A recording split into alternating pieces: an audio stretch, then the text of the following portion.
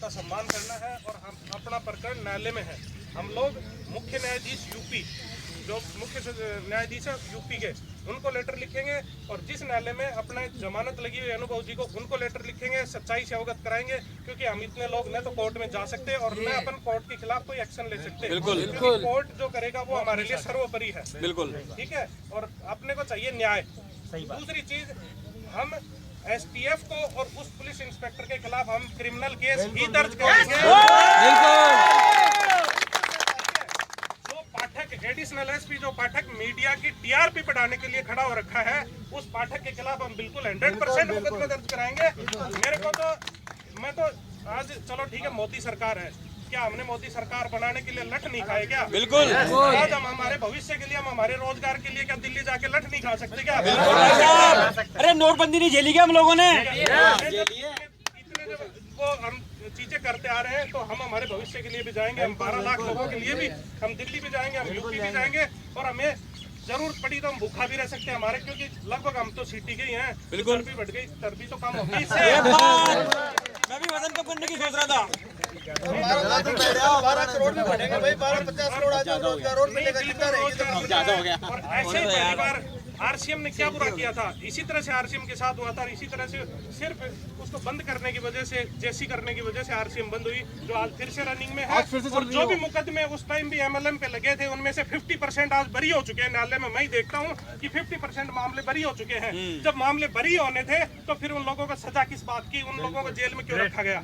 सीधी सी बात है, ये सिर्फ सरकारें करती हैं, किसी की रंजिश हो जाती है और किसी की कुछ हो जाती है। इसी तरह से वहाँ से भी ये रंजिश है, 100% रंजिश है कि पुलिस को पैसा नहीं पहुंचा। सीधी सी बात, पुलिस को पैसा नहीं पहुंचा, 90% इसके अलावा और कोई मामला नहीं है।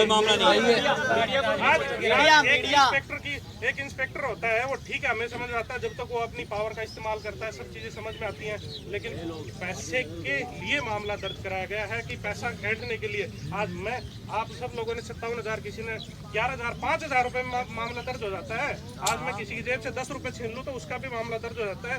तो मामला दर्ज कराना कोई बड़ी बात है? हमें न्याय मिलेगा, हमें न्याय, कोर्ट हमें न्याय देगा। लेकिन जिन लोगों ने एक्शन लिया है, जिन लोगों ने हमारे को आज रोड के ऊपर ला दिया ना, उस एसटीएफ के खिलाफ हम बिल्कुल एक्शन लेंगे। और हम जहाँ तक भी है, एक तो सब लोग यहाँ से लेटर लिख करके मुख्य सचिव को, मुख्य न्यायाधीश को और अपने जो जज साहब हैं जिनके यहाँ पे बेल लगी हुई है, उनको अपने को अवगत कराना है। बिल्कुल।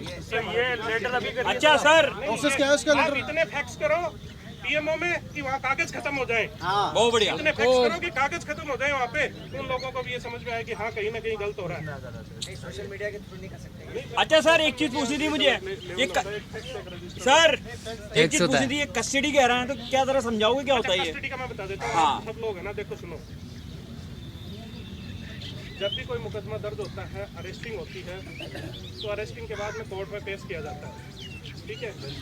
अगर एसटीएफ सही होती तो कम से कम 2-3 दिन का पीसी रिमांड तो लेती।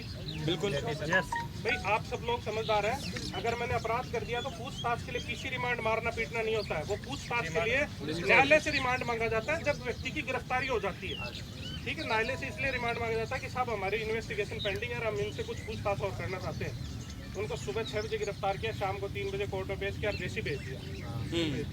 रिमांड क्यों नहीं मांगा? अगर एसटीएफ एक दिन में जांच कर ली, अगर एक दिन में इतनी जबरदस्त जांच करने वाला कोई अधिकारी है, तो फिर इसका मतलब वो फेक है, उसकी जांच में गलत है। अगर 4 घंटे में कोई किसी चीज का कंक्लूजन निकाल देना, तो फिर हमारे न्यायालय की जरूरत ही कहाँ गई? सही है। ठीक है। तो सीधी सी बात यह है कि फिर क्या होता है कि जब वहाँ से कोर्ट ने आदेश किया होगा 14 दिन की न्यायिक अभिरक्षा भेजने का, तो 2 तारीख की अरेस्टिंग है, तो 14 दिन होते हैं 16 तारीख को।